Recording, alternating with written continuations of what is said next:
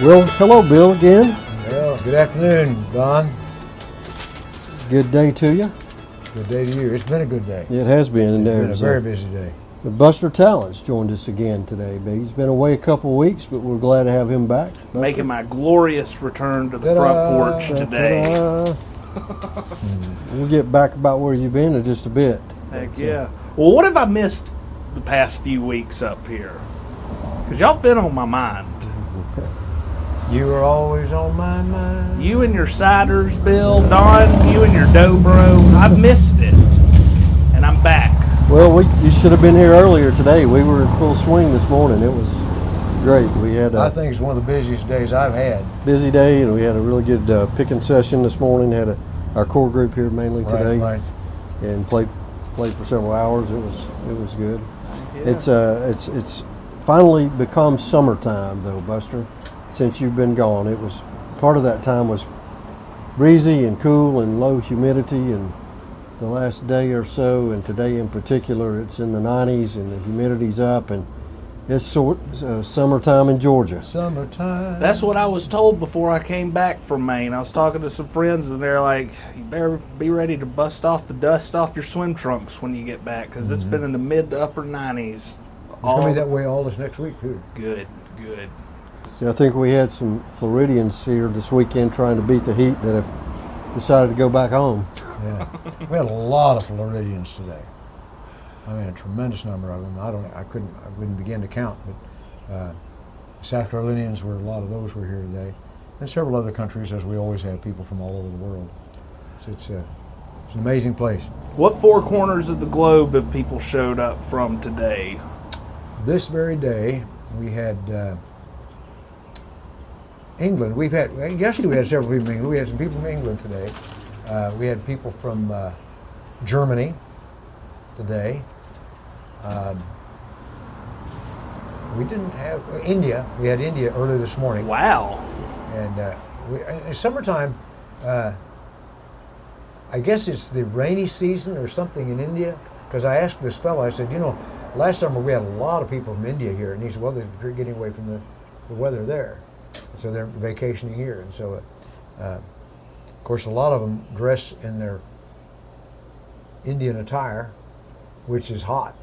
So I don't see how they stand it, but apparently they don't mind it. I've been out hiking and run into people that are wrapped in whatever, it's like a sarong, whatever they wear. And it's, I feel sorry for them, but they're fine. That's their world, so that's fine. I've heard that, some of that, that type of the world, their attire, it looks like it would be heavy and oppressive, but the material's very light and breezy. I'm sure that's true. So it keeps the sun off their skin while allowing some air to flow through. But anyway, we had just recently we had somebody from yesterday again. We had Ireland yesterday, and I don't remember if we had anybody from the. Usually we have people from the Far East, but I don't believe I had any this weekend anyway, so far.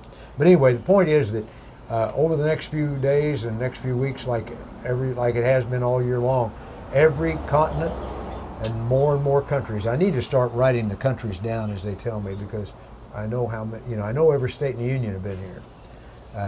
We got people from Montana that spent a lot of time with us today. A lot of people from Michigan today. We had a lot of people everywhere today, but it was just a very, very busy day.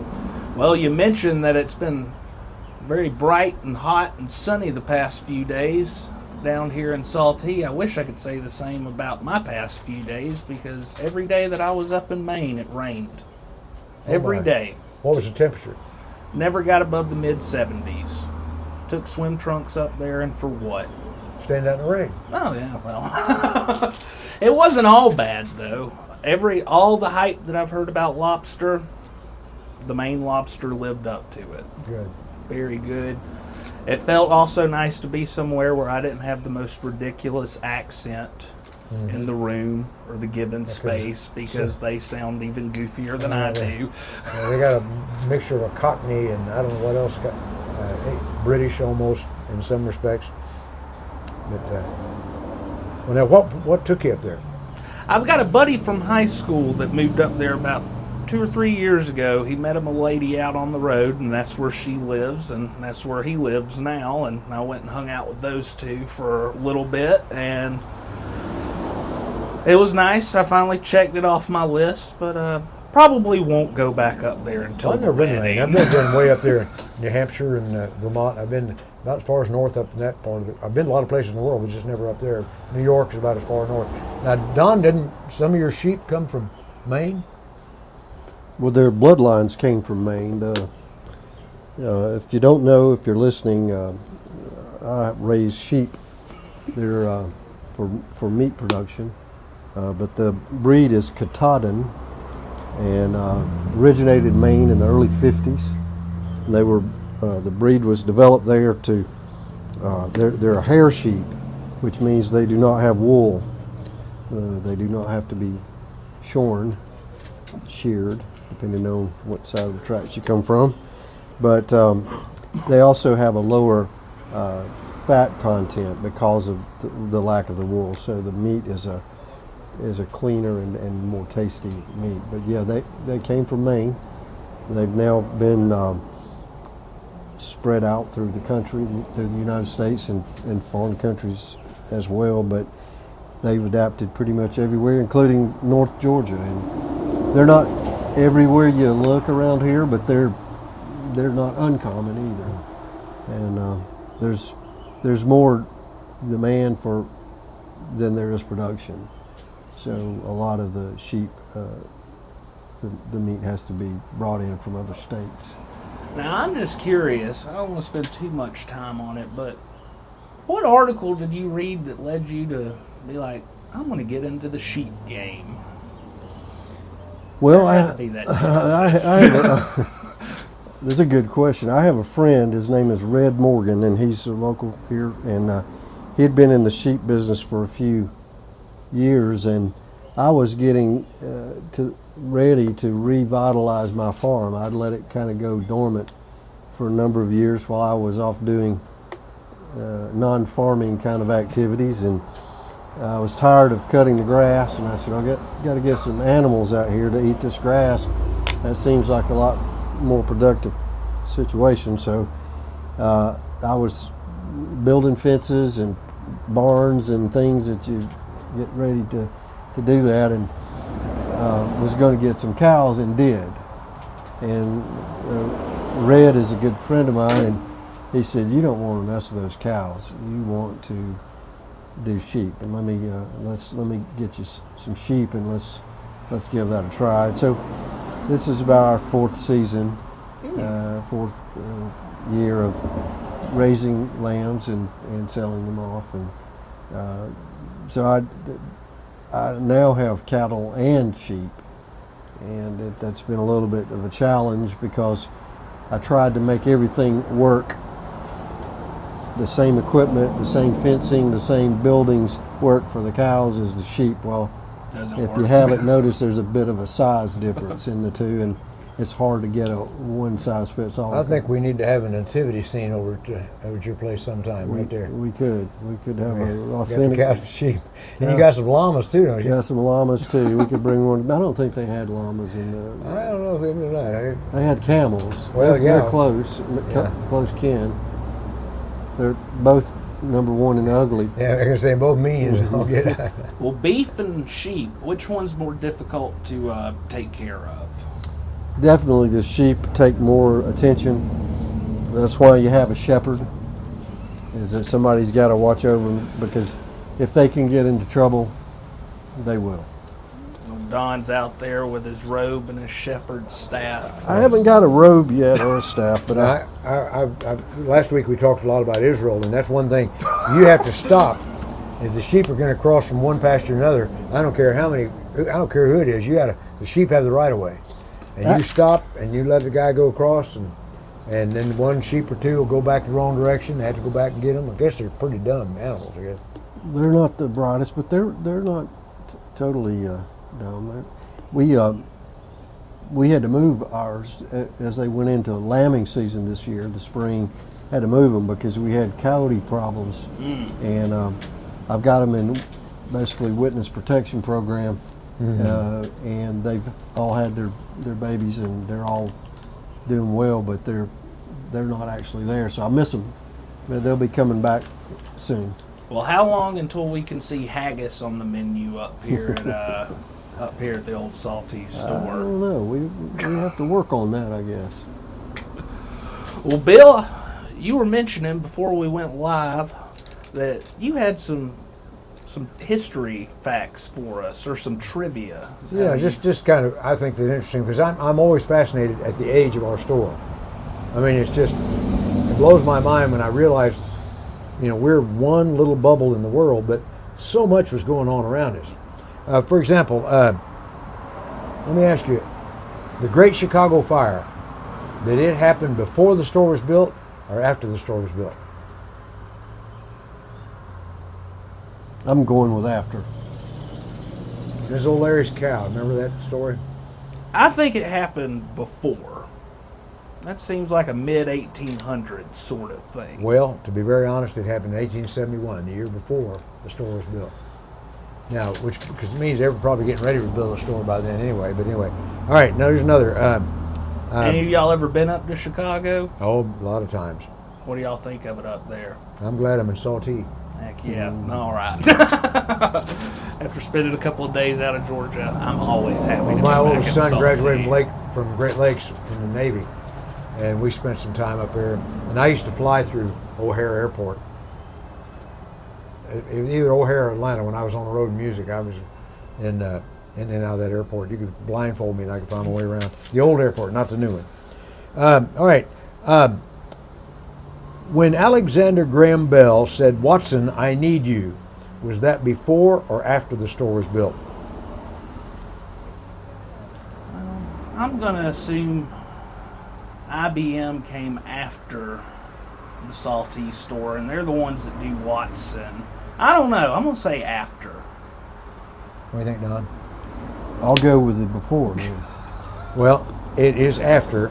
What blows my mind is I stop and think about it. The telephone was just invented.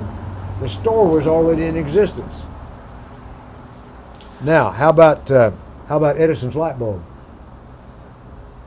Before or after? I'm going to go after.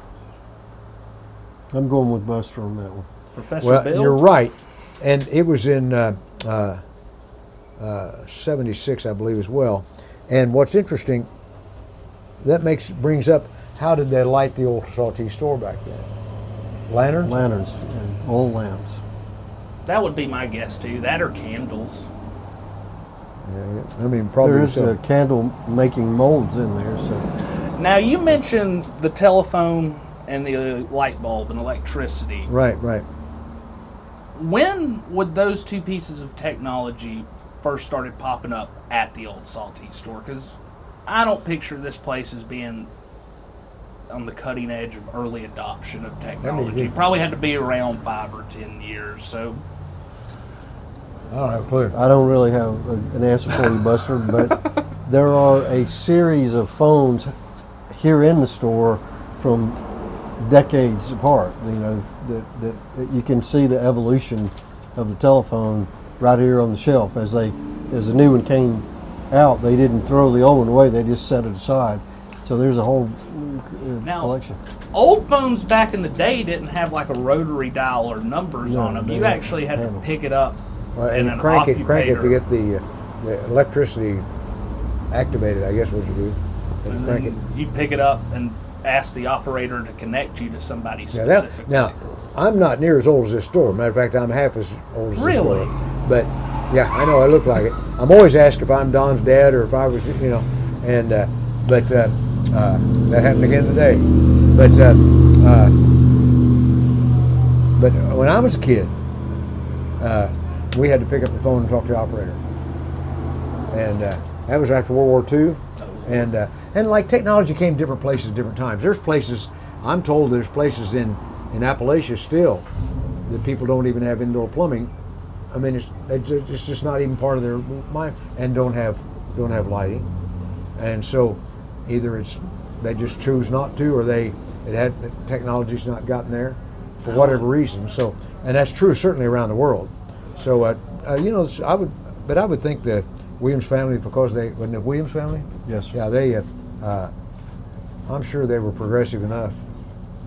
They had the insight to build the store to begin with. Probably maybe was where the phone for the community was. Yeah, that's true. I can remember my mom telling me, even in the 70s and the 80s when she was growing up in Hall County, that her neighborhood had a party line. Yeah, we had a part of Yeah, that. and there was a station that usually a lady sat behind this big switchboard, and you just physically plugged and unplugged wires into the different. Well, when we were in Pennsylvania, up in Amish country, up in Lancaster County, the areas had a single phone. Remember, they had like a phone booth out on there, Right. or a building. It wasn't a booth, but and that was where they could go use a phone because they didn't have phones in their homes. Of course, that's by choice with them. But the point is that that's probably very much like it would have been back then. So, in perspective, I'm a big Waltons fan. I've watched the Yeah. entire series a dozen times, and that was set in the 30s. And even then, the phone for the community was in Akgatsi store, Yeah. and you had to go in there to make. Or later episodes, they had one in the house, but early on, when that series. So I guess probably after World War II is when Yep, it became. I would say you know, when it house to and, house. Yeah, I think that's when it began to happen because we were a very extremely modest family and lived in a very, very small house, not much bigger than this picking porch. That was about 800 square feet, our house when I was a little boy. And but at the same token, we had a phone and we had a television. Of course, the television had a circle about the size of a dinner plate was the screen. But at the same token, that technology came in here. So I would venture to say probably after World War II, or whenever, because that pump out there it wasn't electric though. It was all hand pump crank, wasn't it? The gas pump. Yes, I thought you were talking about the And that water one too pump. out there, of Yeah. course, that would have been It would have been a siphon pump. bucket yeah. and a rope for Yeah, a while, and then a hand pump. Well, Bill, I know you've got one more good little history zinger for All right, us. well, let's see. All right, we sing on the platform a lot. Old John Sutter. Old John Sutter. Yeah, well, he was the. No, that's you know, definitely he's the the melody. story of he discovered gold. Okay. And then he decided that, as the song says, I probably shouldn't have because everybody went west and it got crazy. Anyway, he was a very popular character. Now, did he die before the store was built or after the store was built? He's the one that California Gold Rush, the 1840s. Well, that would have been 1840. 40. That would have been 49 because that's what the football team's named after. Did he discover it in California or did he discover it in Georgia and then moved It west? wasn't Georgia; it was west of. Yeah, it was out west. Yeah. But that was the song references not 1847. Okay. So In the year of 47. Yeah. I would. I'm going to go out on a limb and say he died after the store was open. I'm going to guess that he died before because he just pulling stuff completely out of my backside. I'm going to assume he was probably in his middle ages when he discovered gold. People lived harder lives back then. I would have said the same thing, but he died in 9 years after the store, 1881. Wow. So that blows my mind when I think about, we think of this stuff so far back. Well, the store was so far back, and that's what makes it so alive. And what wonderful that what Don and Rosemarie have done here is bring this ancient old store to brilliance of life, and there's energy. I've had people say that today. What they just loved what they've done to the store, and I said, well, it's exactly the same, only different. And they noticed the fact that everything's been dusted. They said, how do you keep it that way? Do you just not touch it? And I said, well, we don't touch it very much. I did have a Too pharmacist. cheap to hire a cleaning crew. I did have a pharmacist come in today. Lovely German Baptist lady that was a pharmacist. Her sister was with her. I think it was her sister or cousin, and she was a professor at a university. But the pharmacist lady came back, and I let her go back and look at she took pictures, and she had a blast looking at all those old concoctions. And she did tell me something that's in there that I wasn't for sure that's in there, but we'll talk off air what's in those bottles. But anyway, that was an interesting experience with her today. But anyways, our store's old, and it's fascinating. And yet these Europeans come over. Yeah, you got an old store, but they live in an apartment building that was built 500 years ago. Mm-hmm. So it's all a matter of perspective. Well, I know this weekend is a big holiday weekend for some of y'all, including the two of you. Father's Day. Anything y'all would like to say on that? We give a little shine to y'all two's dads. Talk about your youngins. I don't know. Don didn't know my dad, but I knew his dad. Didn't know him well, but his dad was an amazing man. And he's been gone, what? 4 years, It's been that long? almost 4 years. But my goodness, what a cool guy. I met him a few times, and he was always very friendly. Oh yeah, Friendly at short, but friendly. Yeah, he wasn't. He didn't jabber with you. No. But if he had something to say, he'd be happy to say it. And I met him at Glenda's, I guess, the first time, the restaurant. He would come in from time to time. His mom, Don's mom, was there every day at Glenda's at the CNN table, Cleveland News Network. Cleveland News Network. And but Donald would come in and he would tell about him a little bit. Well, he was born in White County. They moved to Atlanta and to Gainesville for periods of time. My family, at that time, were all in the construction business and earth moving, road building and that kind of thing. And the grandfathers and the uncles and his dad all were into that line of business. And when he was 14 years old, he bought a dump truck and he took off and went to work. And he did that for several years and eventually became a long-distance trucker, long-distance truck driver.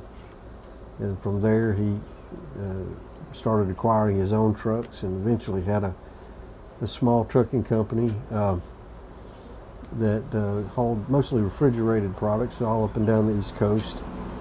And in addition to that, he had a farm there, and we talked about farming earlier in this episode, but he had cattle and chickens, commercial chicken operation, and horses and various other animals along the way. And I grew up around that, and I remember swearing that if I ever get old enough to get out of here, I'll never be on the farm again. And here I am doing it for fun. But he taught me, and that kind of upbringing taught me a lot of valuable lessons about life, just dealing with animals and farming of food and other necessities that we have, and what a life that is. It's a very important life, but it's also a very hard life and a very unpredictable life. Mm-hmm. But he did those things, and he was also into old cars. He taught me a love for old cars, and I still have that today,